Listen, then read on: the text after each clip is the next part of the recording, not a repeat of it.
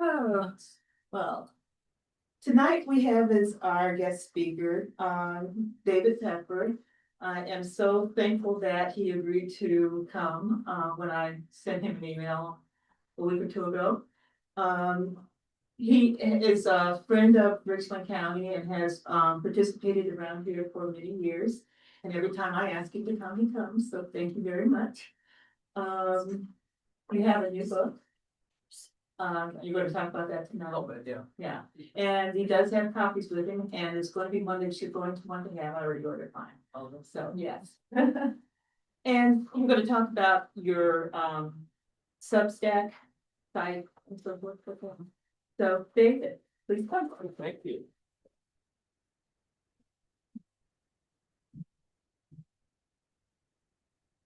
Okay. I'm so excited to be here. And it's a very exciting day. I don't know if you all saw the news, but in the state of Indiana, did you all see what was happening in Indiana? For the last 4 months, like Texas, like Ohio, like Missouri, J.D. Vance and Donald Trump have been trying to force Indiana to gerrymander their map, split Indianapolis 4 ways, split Gary 2 ways, so there'd be no more Democratic members of Congress from Indiana, even though Indiana has at least 40% of its state be Democrats. In the last week, Indiana Republicans who were holding out and didn't like this idea had death threats, swatting against them, other threats of violence.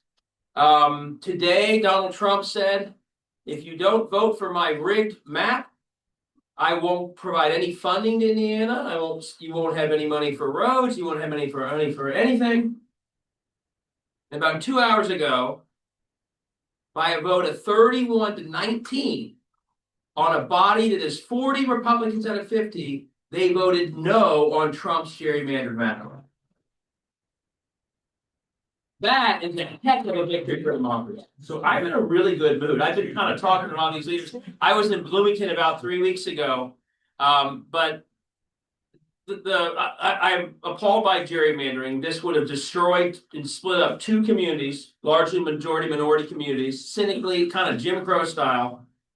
But this was much bigger than just those 2 communities and those 2 members of Congress. This is a state that is dominated by Republicans, being threatened by the president. And I think for the entire country, it's a national victory that not just Democrats who were protesting every day for months, but that a majority of the Republican senators of the Indiana Senate voted no. So my hope is after a few days ago where we had the special election win in Georgia and after our wins in New Jersey and Virginia, that this is one other piece of momentum that's for democracy. And it may be a sign, knock on wood. We're not seeing it in the Ohio legislature yet, of course, but it may be a sign that some Republicans are starting to think we just don't want to go along with this guy. And if he threatens us, we don't cave, we stand up, and that's what they did. So I'm in a good mood for that reason. I want to talk for a little bit, and it's sort of tied to my books, and I'm also going to talk about Ohio because I think we have a huge opportunity next year in Ohio, and it's all tied together. But I want to talk about the bigger picture and why even what happened today in Indiana was so important. Because normally in a Richland County dinner, we're not talking about Indiana.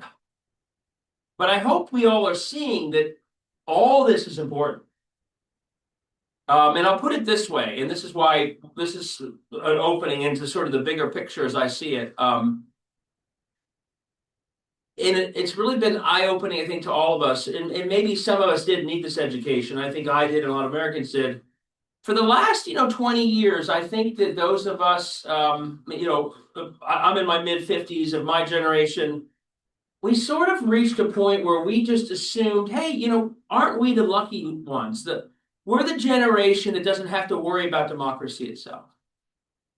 I think we fell into a place as a country where we took democracy for granted. And especially people of my age who grew up post-Voting Rights Act, post-Warren Court, where we saw Obama win, sort of reached this conclusion, democracy's here to stay. You don't have to worry about it. You want to win elections to change policy, but democracy itself it's America. We're a democracy. And we really kind of convinced ourselves that that was that, and we didn't have to really fight for it. It was there to stay. And I think the last couple of years, but not only when Trump won the first time, but especially this recent phenomenon of horrible gerrymandering, horrible voter suppression, misinformation, looking like we're doing Russia's bidding, like looking at Hungary as a role model. I think it's pretty clear that we were wrong to think that we were the first generation of Americans that did not have to worry about the state of democracy. That was a myth. Some people, like a John Lewis, would have warned us. Don't you dare think for a moment that you don't have to worry about democracy itself. If you do, you will lose it. And I think the last couple of years, my hope have been, and this is when I started writing these books, a wake-up call that no, we're not special. We're not the first generation that gets to sort of take it all for granted. The truth is, we are just like every other generation of Americans. We must fight for democracy itself. And boy, do we need to have seen that. And I think we do see it. And that's why when I bring up a state Senate vote in Indiana versus 10 years ago, people are good, we won that. Even though it's not about Ohio or anything else, because people start to see it. Once you see, now it's a very sobering thing to see that no, we're not the first generation that did not have to worry about democracy. That's kind of a bummer in a way, right? Because in one way, it means our lives are tougher than we thought they were going to be. We thought that elections were just about winning blue versus red, and we got to get what we wanted done on healthcare or something else. It's a little more serious and kind of a bummer to think to ourselves, gosh, we thought we had made it to a safe democracy. We haven't. Those are the stakes. But I will say I find it to be, in the end, while sobering, it's real, it's the truth, but it's also, I think, inspiring. And I hope, and it's also, by the way, there's a lot we learn from it once we realize that we are in the same battle for democracy that our country has always been in. How can it be inspiring to realize that?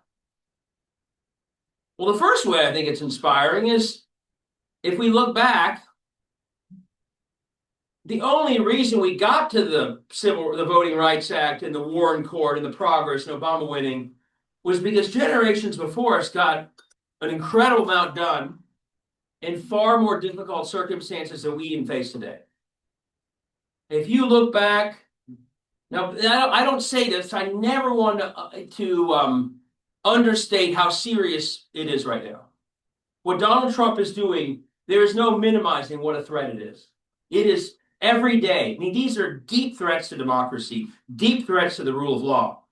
So I don't want to understate that when I say this. But even when you realize that, we are still, as Americans, as Democrats, and as people that are part of, I think, a broader multi-partisan pro-democracy coalition, we're in a far better place than the abolitionists were when they got what they had to get done. It was tough. They were in a tougher spot.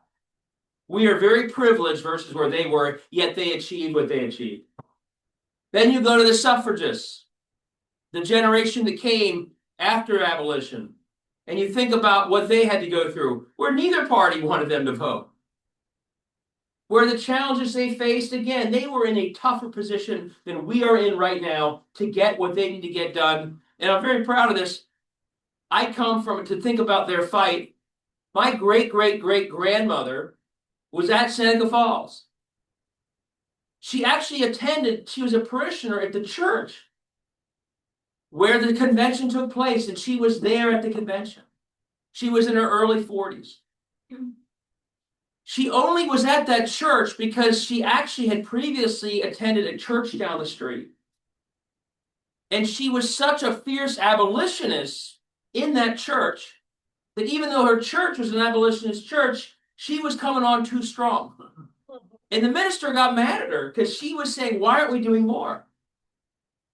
He was so mad at her, he put her on trial for conduct unbecoming a woman and a Christian. And she was found guilty. I'm proud of that. And that's why she went down the street to the other church where they had the convention. And she fought and fought and fought. That was in her 40s. She lived till she was 80.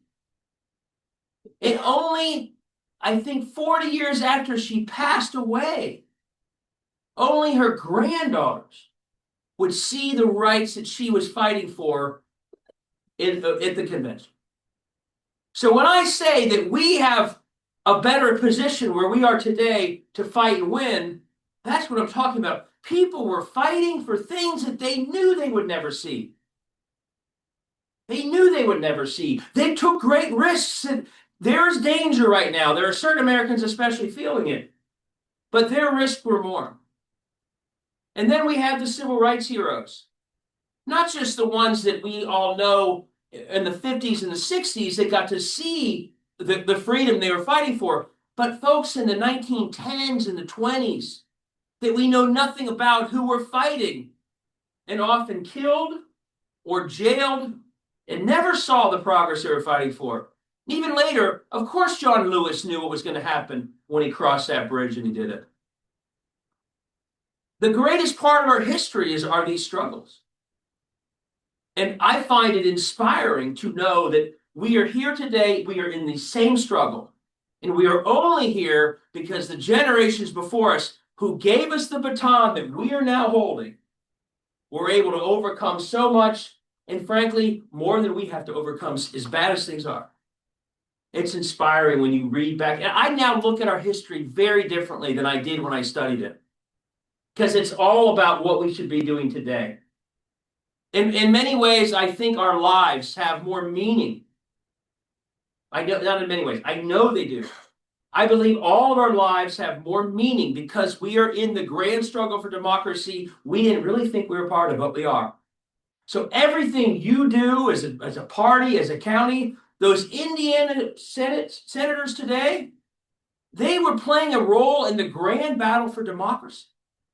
They played an awesome role today. And all of us can do that. So I find real inspiration. All of our lives, once you see where we are in the struggle, our lives and our work and our labor is more important than we ever probably imagined, even 10 years ago. Once you see the battle we are in. A couple lessons once you see it beyond being inspired. Once you realize we're in a battle for democracy itself, it also, there's a lot to learn. This is sort of what's in these books. So I won't go through the great detail. We have been fighting it the wrong way because we didn't see it for what it was. When you take democracy for granted, all you do is worry about a few swing congressional seats to win the majority, and then you get to do what you want. So we celebrated in 2008 and 2020 when we won the majority for the presidency and the House, like we had won the whole battle for democracy, right? Do you remember that? When Obama won, we won the Senate, we thought we'd won it all. When Biden won and won those 2 Georgia Senate seats, we celebrated like we won everything. But we hadn't. Because once you see that it's a battle for democracy, you realize that the front line of that battle is not Washington, D.C., as much damage as it's doing. It's the state houses of America. It's the state houses that have done the gerrymandering in Texas and Ohio. It's the state houses attacking public schools. It's the state houses that led to Dobbs. Most of the damage to democracy, once you see the battle the right way, isn't coming from a Congress that largely does nothing. It's coming from state houses where there is no filibuster and where they ram everything through like they do in Ohio. And so once you realize that it's a battle for democracy, it also wakes you up that we got to be running in more places. We got to focus on state house races. We got to focus on school board races because that's another front line of the attack on democracy. We often talk about local and school races and state house like, oh, this is really important because if we win those offices, then we have a bench to run for Congress. That's not why they're important. If it creates a bench, wonderful. But if a great school board member never runs for anything else, but they do a great job on the school board, I'm 100% happy with their public service. I don't care if they never run for another thing because the front line of the battle for democracy is that school board. It is that state house. If we get enough state reps in this year, we can stop so much of the bad stuff. And the good ones, I don't want them running for Congress. I want them in the state house stopping Matt Huffman. So once you realize that the battle for democracy is that's what we're in, your priorities change a little bit. And you realize that only looking at 6 or 7 Senate races in the nation, as if that's the savior to democracy. If that were going to save democracy, we would have saved it because we did those things in 20. And after 2020, did democracy get saved? No, because they won all their state house races. They kept right on going. Gerrymandering, suppression, all of it, Dobbs. So once you see the battle for what it is, it also changes where we have to fight and how we fight and how often we fight. I won't go through all the other lessons. It means we have to be always registering voters. It's not, you think John Lewis only cared about the battle come election time? Like that's what it was all about? No, it was all the time.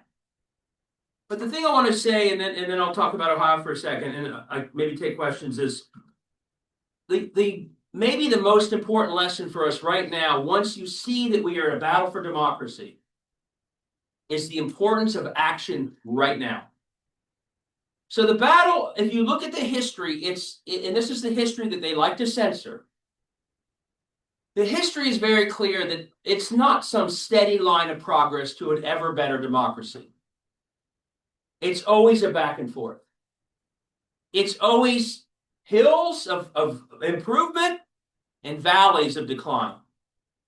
And usually the valley is a backlash to the improvement.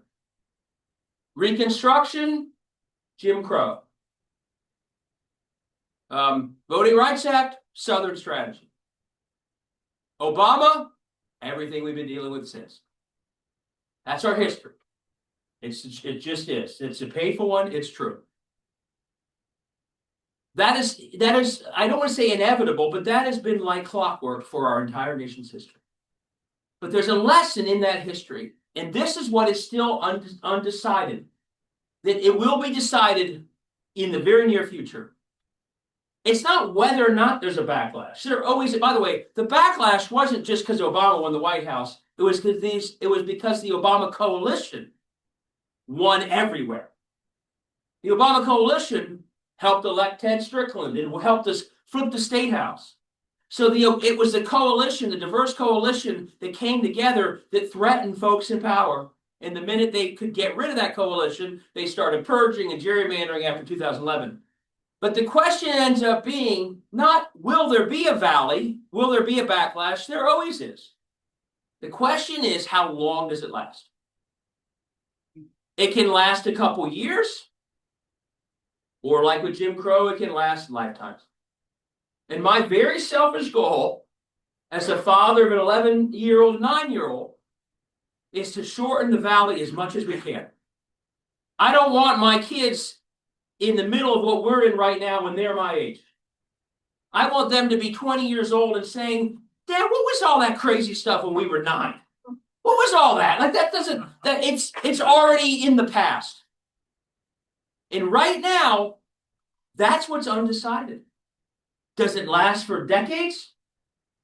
Or do we defeat it early so that we can move forward? Never forgetting democracy is always at stake, but to another improvement. And what history tells us very clearly is what will decide the length of that is especially how effective we are immediately when that valley starts.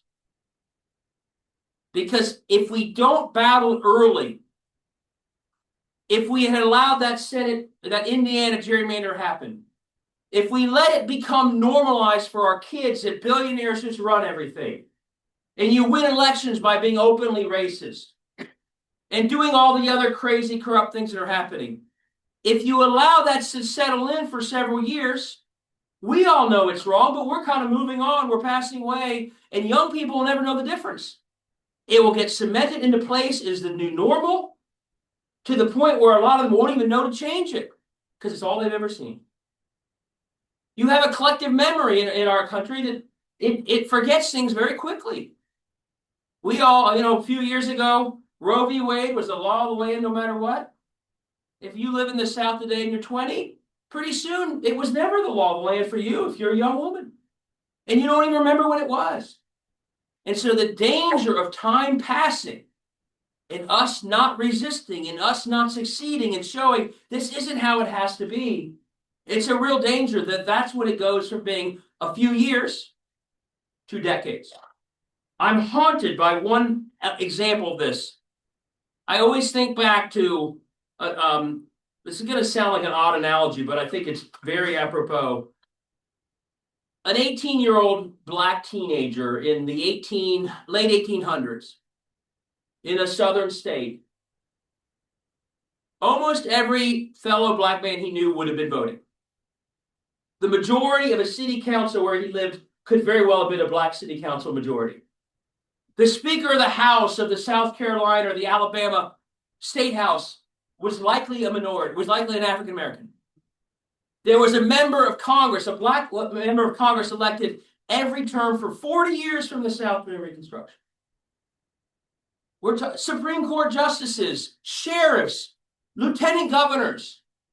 That young man would have seen throughout his life would have been difficult, but he would have seen a diverse democracy where people who looked like him, now obviously women weren't voting yet, but people who looked like him were in office all over. He would have felt represented. 30 years later, all that would be gone. An 18-year-old 30 years later would not only have had a single elected official of color in his world, almost no one would have been a voter. And that young man, if he had started to say, well, wait a second, should we be voting? What he would have been demanding that was completely normal 30 years ago would have been so outlandish he risked being killed for saying those words. And that's why Jim Crow locked in for generations. Once something seeps in and gets normalized, it cements into place. And when I see things like the end of Roe or all this other stuff, the corruption, the billionaires, you can hear my voice. I'm very urgent that we cannot let that happen. And for enough years that our young people don't even know that it's not how it has to be. So what does that tell us? The sooner we stop all of this, the more likely it is that it's a short window and not the nightmare of the past that I've described. And you know what that means? 26 is the year, folks. 26 is the year. I don't care yet who's running for president in 28. We got to save this democracy in 26. We can then elect someone great in 28. I think we have a good chance. But if we don't succeed in stopping it, and it's not just a Democratic Party thing, it is a democracy imperative that in 2026, we stop it, we fight as hard as we can, we focus on all offices involved in democracy, not just a few of the swing Senate races, although we happen to have one right here in Ohio. This is the moment, and here's the really good news. The beginning of the midterm was a month ago in Virginia, in New Jersey, in Georgia, where we won 2 seats by 2-1 across the state. It was California. It was a special election in Georgia 3 days ago where we flipped a seat. I think there have been 25 Republican seats we flipped in the last year in special elections. The other side has not flipped a single seat. So it's the school board races that we won all over Ohio, by the way, a month ago. We had some great school board. A lot of the book banning extremists were lost all over. So the good news is, if this is the most important year for democracy, and I think it is, we're off to a great start. It also means, though, that as we gear up for next year, we have to have that intensity, and we have to see the democracy battle, which means we got to run everywhere. I don't want any more uncontested races in the state, folks. When these extremists vote for what they vote for, and we don't even run against them, why would we think they'd ever change anything? So I started a group called Blue Ohio, where we fund candidates running in the hardest districts. We say, so when someone comes to us and says, hey, I'm running in a district that no one's even running in 3 terms, we don't run away thinking you can't win. We say, oh my gosh, thank you. Here's some support. We need to start showing people that running in tough places, which means that we run everywhere, is something we greatly value and we support. Where did they run everywhere a month ago? Virginia. In Virginia, they ran in every single district in the state of Virginia, the most red parts of Virginia, and that's one reason they didn't just win the governor's race going away, but they also flipped like 13 seats in the state house. They went from a 1-vote majority to a 2-1 supermajority, and a lot of it happened because they were running across the entire state, not only in a few places. So we have to see 26 for what it is. And on that note, I'm going to put my Amy Acton hat on for a second. And you know that I've been helping her for a year. We were together last year. Folks, between Sherrod Brown and Amy Acton, we literally have, it's the best ticket we've had since 2006. It is one heck of a duo. They are both going into this very well known. Sherrod, very well known. He overperformed by 8 points in a tough year last year, lost by 3. Amy Acton comes in this race as a figure who is respected in every part of the state. Did you all see the news today? She is, okay, so about a month ago, well, from the very beginning of the year, against Ramaswamy, she has always been ahead with independents, okay? I'm going to give you the math here. So people, it's changing some, but oh, well, she did COVID and this and that, and she can't win. Do not allow that conversation to happen in your presence because it's completely false. Amy Acton is kind of like a version of John Glenn. She became famous for amazing public service that wasn't political. That does not happen very often. About 6 months ago, we did a poll about what kind of job you think different public figures did. We asked about Sherrod and Donald Trump and Mike DeWine. And we said, what do you think about the job Amy Acton did as Director of Health for Ohio? She had by far the highest job approval rating of any human being in the state of Ohio. Let's give her a round of applause for that. In a world that had voted for Trump, she was plus 10.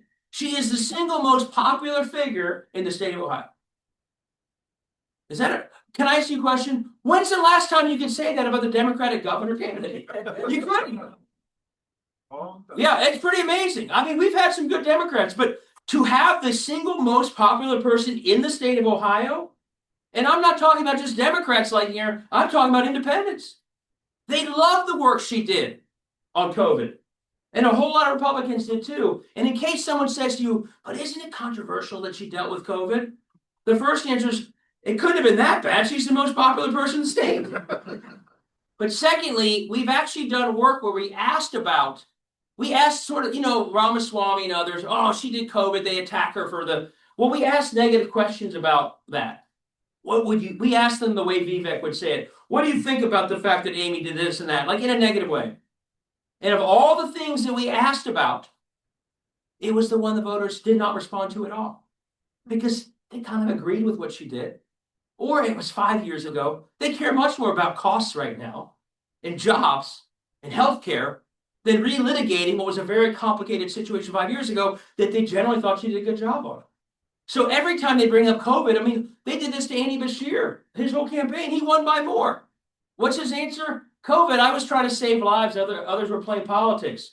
And the voters like, that's pretty much what we saw. That's true with Amy Acton. So that's the really good news. We have a figure who is incredibly popular running for governor against someone who has left the worst first impression I've ever seen. So we've also asked about Vivek Ramaswamy. His negatives, I'm going to get a little political here. His negatives are in the 40s. His high negatives are in the high 30s. It's as if someone spent $100 million running negative ads against him, but no one has. He accomplished the negatives all on his own. I'm not kidding. The more he says, the worse he does. You remember those presidential debates? The first debate, it was a big splash. He looked smart. Over the course of those debates, he never gained a thing. Over the course of the Iowa primary, he spent millions. He finished in 4th with like 7% of the vote. He dropped out that night. He does not leave a good first impression. Instead, this is why our candidate, most popular in the state, their candidate, and politics is a lot about first impressions. Like, how was the candidate framed in the beginning? Ours is framed as a doctor, not a politician, not viewed as partisan, very popular. He's viewed as very partisan, extreme, a little bit nutty, and he doesn't seem like he doesn't seem trustworthy. He sort of has a con man feel to him. That's coming through these polls. It's also how he made his first big amount of money. And so every poll, this is the less inspiring part of my speech, I know, but I'm going through the brass tacks of it. Every poll that's been done in recent months, even if it's a lot of Republicans in the poll, like it's a plus 10 Republican sample, the reason it's always tied or Amy's ahead is because we have this very popular nonpartisan figure against this really unpopular figure. So a month ago, the acting campaign did a poll. She was down only 1. People were, oh, that's her poll. It can't be real. A few weeks later, the Ohio Federation teachers did a poll. She was up by 1. Wait a second, that seems to be a trend. Why was she up by 1 and only down by 1 on her own? Because with independents, she is always ahead with by 15 or 20 points versus Ramaswamy. So then there was a new poll. This is breaking news as of yesterday. This is a conservative poll. Some of you may have seen this if you're online a lot. This is called, it's the Emerson College poll. About 3 months ago, this poll came out and they had a very conservative sample, and Amy trailed Vivek by 10. And of course, we said, well, it's a conservative poll, like that's going to look that way. So we heard a few days ago that Emerson had another poll they were going to announce yesterday. And we thought, oh boy, here's this conservative outfit. They're going to bring another really scary poll. Did you all see this? In the Emerson poll, she's ahead by 1 point. She went from down 10 to up 1 in 3 months. And you want to know why that is if you watch Vivek closely. He tweeted about a year ago that he thinks Americans are lazy and mediocre, and that's why they're struggling. That's not going to do very well in Ohio, right? About 2 weeks ago, he said, well, I know child care is expensive, and my plan is if we do year-round school and we have school after 4 p.m., no one has to pay child care anymore. I mean, he's just kind of saying all this out-of-touch stuff. He campaigns from a jet. He flies around the do you all know this? He's campaigning by flying. Amy's in a Jeep made in Toledo. He's flying around a jet. So I'm not surprised that he always had a bad first impression, but I'm not surprised that in the last 3 months, she went from being 10 down to 1 up. So the point is, folks, we have a hell of an opportunity. Part of you said a few choice words, so I said, okay. We have a hell of an opportunity. We have a hell of an opportunity. I believe, like I said, we have our best chance since 2006.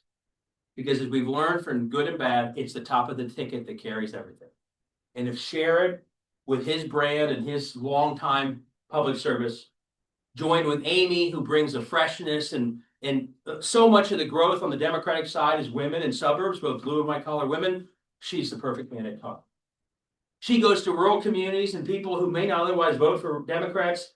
Says, let's say seniors say, you saved my life, I'm voting for you.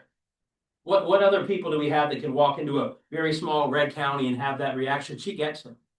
So the point is, we have a heck of an opportunity. So I'll close in a second, but I want to ask for your help, and I'm trying to help her campaign. We want to make sure that anyone who wants to help volunteer for her campaign is on sort of our list of doing that. And I'm going to ask you, if you can, to text a phone number, your name and your county and your email. I know your county, but just in case others did too. If you're interested in being part of our organizing team.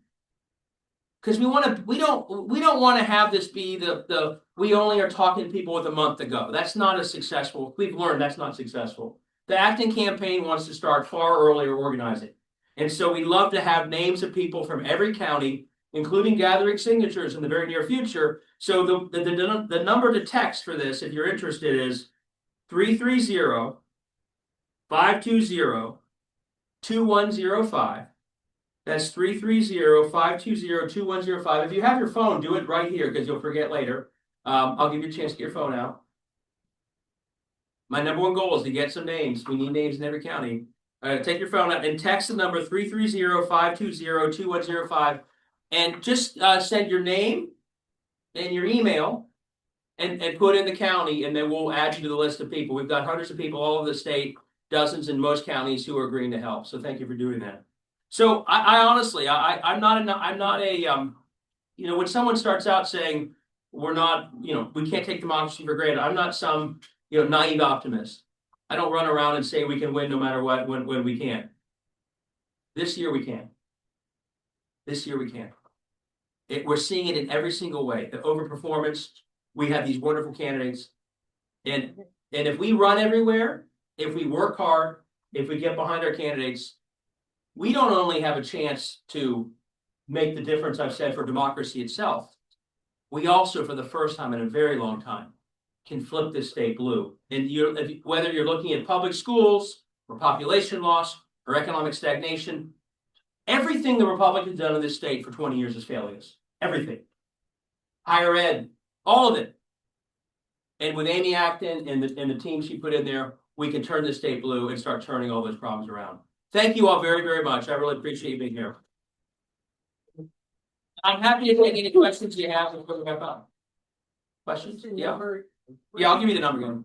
Yeah. Go ahead. Okay, the number again, and if you have your phone out, put it in your phone. 330-520-2105. And just send your name, your email, and put in the county, and then we'll go from there. Yeah, you had a question? So the other morning, I was curious. I forget what prompted me, but I started looking up Amy's on my phone. And I guess my question is when is she going to start talking about problems the Republicans have caused in Ohio? I didn't hear anything on went through different Right. speeches and stuff. I'm not hearing. I'm Yeah. hearing the same thing about she grew up in Youngstown. She had a hard life. Right. Yeah, I mean, I will say as a campaign matter, the first thing people care about is who the candidate is.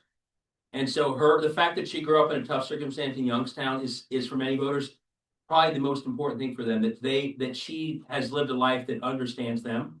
So I think it is very important that people understand that, because I think the first impression of her, because she's so accomplished, is not that she grew up in poverty in Youngstown. So I actually think that's important. I think her answer right now would be, what are her big issues? Public schools saved her life, and she's appalled by what's being done to public schools in Ohio right now. The underfunding. Did you all see that Toledo is literally contemplating 4 days of school a week?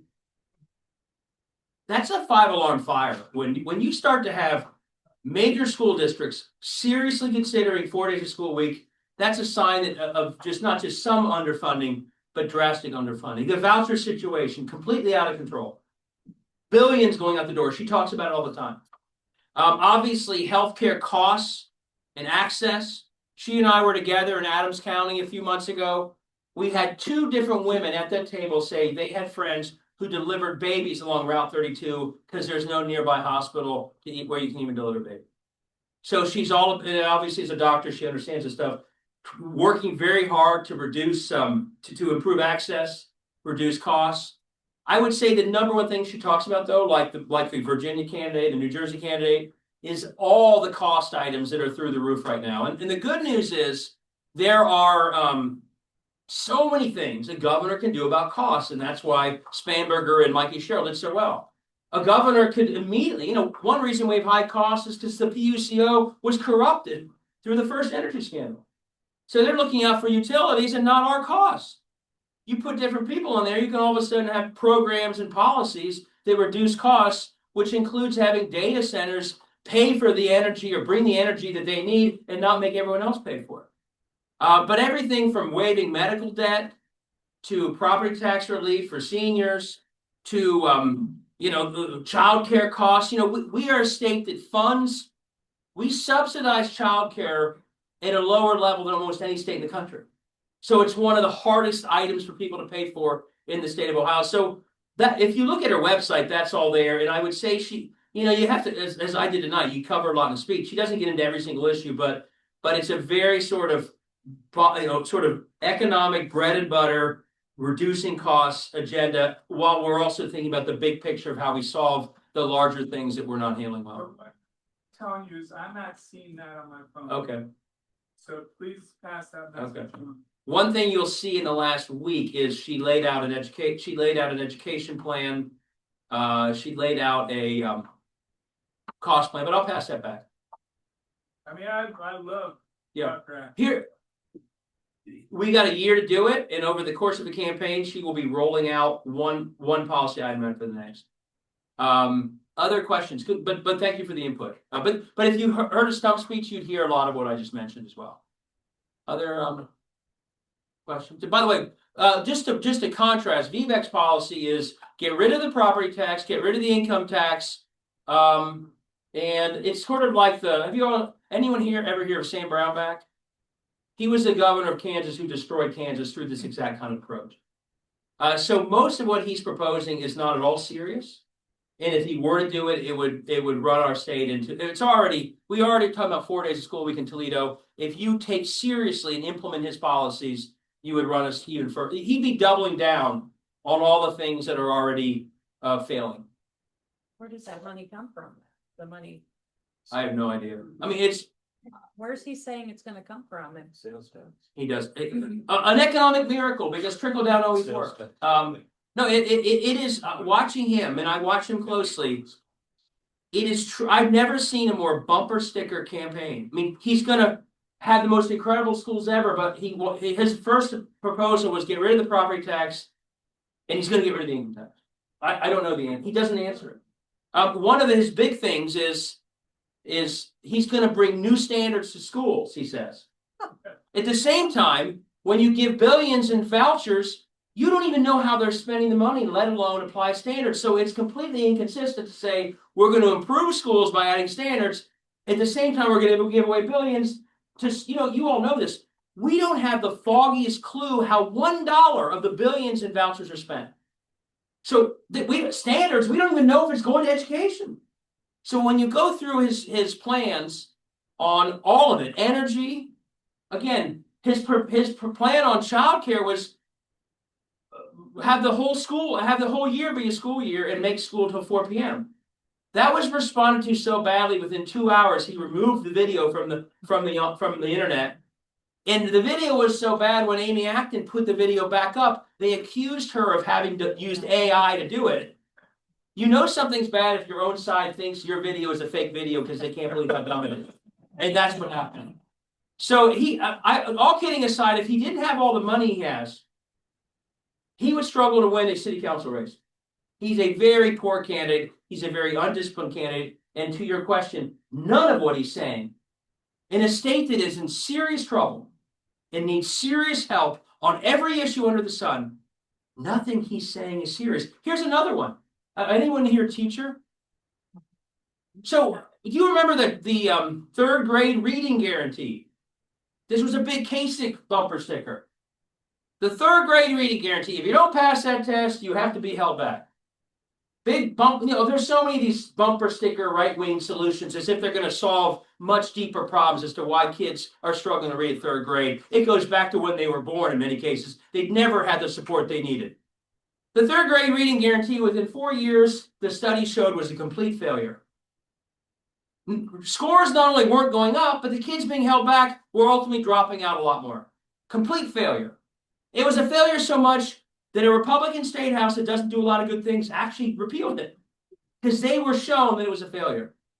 What is one of Vivek's big plans? Bring back the third grade reading guarantee because it sounds good. It's complete nonsense. Another one he wants to do, merit pay. Sounds good. It's a bumper sticker. Do you know what merit pay requires? That we relitigate the Senate Bill 5 battle of 2011. Because you only can do merit pay if you renegotiate every teacher's contract in the state of Ohio. So all of his stuff is like if you go just below the surface, it's all kind of nonsense. And I've lived in Ohio for too long that's struggling as bad as it is to have any more tolerance for nonsense. We don't have time for it. And what I love about Dr. Acton is she's serious. Everything she lays out will be based on real policy and something that's worked somewhere in this state or this country that made a difference for the good. There are so many states doing great things on child care, on education, on higher ed. We are literally losing on keeping young people, on workforce. We're not doing any of it. We're going backwards while all of our neighboring states and others are going forward. I'm tired of it, aren't you? And Vivek Ramaswamy, if you look at what he's doing, he will double down or worse on all the failure that we're already too caught up in. Another question, and I'll stop. everything you describe about Vivek Ramaswamy is true, but it's also true about Trump. Yeah. And Trump is now the president of the United Yes, States. that's a great idea. So how do we, okay, just take Richland County, for example, we're 2-1 Republican to Democrat. So we know there's people out there that no matter what, they're gonna vote for Vivek Ramaswamy, just like they're gonna vote for Trump, they're gonna vote for the most evil, hateful person they could find. Who are we targeting to change over? That's what I want to know. How do we get those people that are on the line to? Three things. One, we have to turn out our numbers huge. And that's where you all come in. The precinct organizing, the precinct executive, your number one goal is getting people out. The campaigns can do more than persuasion. If we simply get a higher turnout in our cities and our Democratic areas and in our rural areas, because we're running there, that's a big chunk of how you win. Number two, as I said, Amy's advantage right now versus maybe any Democrat we've seen in a long time is independents really like her. Because she doesn't seem that partisan. I mean, she was a doctor, not a politician. That's still her identity with people. So the good news is, if you're going to win Ohio the way you're talking about, it's that broad middle that isn't that political, that probably thinks both sides are sort of bad, that maybe voted for Trump because they didn't like Kamala, but didn't think either was that great. They like Amy Acton. And that's a massive advantage. Again, in one poll, she was up 19 with independents over Vivek. Another, she was up 21. So they don't seem to like him, and their first impression of her is very good. And I actually do think there is a chunk of Republicans that also do not like Vivek. Now, you mentioned that Trump's like that too, but let me give you some other names. Mehmet Oz, Herschel Walker. Not to be rude, but Vivek is in the Herschel Walker, Mehmet Oz lane of the Republican Party. And we're running not when Trump's on the ballot. And when Mehmet Oz and Herschel Walker and some of these others were running in 22 and 18, they didn't win. And so I think that it's a good point. Like some of the fraud, some of the scammy stuff about Vivek is sort of like Trump, but it hasn't worked for anyone but Trump very well. Bernie Marino. Right, Bernie, yeah. John Husted was appointed, not elected. Right. Appointed. Right. And he won't even entertain a Democrat in any of his right. conversations. And he's got different flaws, but overall, it's a year that Trump's on. And here's the other thing that gives you hope. The reason I say 06 and not 18, we had a pretty good 18. I mean, Richard Cordray lost by 3.5. But 06 is the second midterm of an unpopular Republican president. That's what 2026 is. It's the second midterm. It's usually when they do the worst. So in the wrong year, I agree. Vivek could win, even though he's got these flaws. But in a year like 26, I think we're already seeing it. He's got a lot of weaknesses that we can take advantage of. And a lot of people, even though they have some of Trump's personality, it hasn't saved them, like Walker and Mehmet Oz. Any other? I saw a hand over here, then I know I've talked to him. Okay, well, I was excited to be up here. I'm more excited that I get to speak with you. And let's enjoy the holidays and then hit January knowing that there is no more important year in our lifetimes, not just to win elections, but to save democracy than 2026. And we are perfectly set up to get that done. Thanks, everybody. I appreciate it.